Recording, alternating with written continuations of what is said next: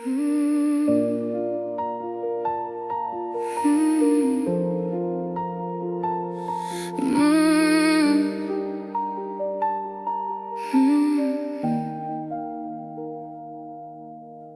vardu Virdžinija, tyliai nešioji pasaulį savyje.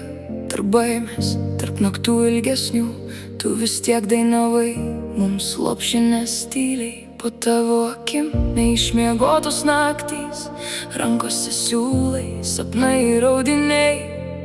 Tu siuvai mums ne tik drabužius, tu siuvai mums pasaulį, kur dar buvo šviesos. Ir aš nežinojau tada, kiek kainavo tau būti mama. Kiek kartų tu slėpai skausmą, kad mes jo nepajaustume čia. Mama, aš dabar matau ne tik švelnumą, bet ir tavo randus. Tu nebuvai tobula, bet buvai tikra. Ir tai man reiškia daugiau nei bet kas. Mama, per audras ir per tylą tu vis tiek likai su mumis. Ir šiandien aš stoviu čia, nes kažkada tu laikei mane naktimis. Miškai, grybai, vasaros palangoj, smėlis tarp pirštų, vėjas plaukos. Tos mažos akimirkos tyliai liko kaip saugios vietos mano širdį. Tu skaitai man knygas prieš miegą, ir aš norėjau, kad tai niekad nesibaigtų.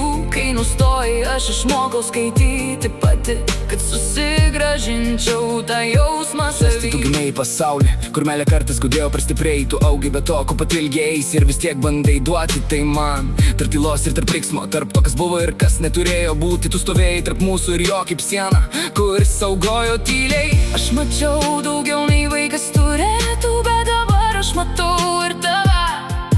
Ne tik kaip mama, bet kaip žmogų, kuri išgyveno ir liko gyva.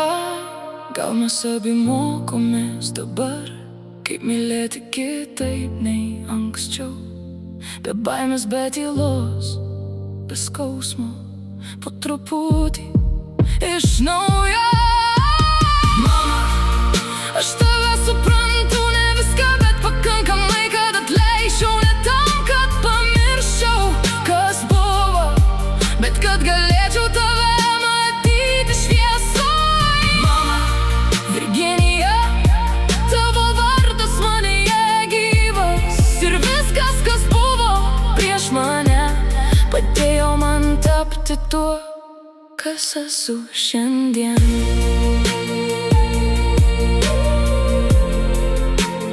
Kas esu šiandien.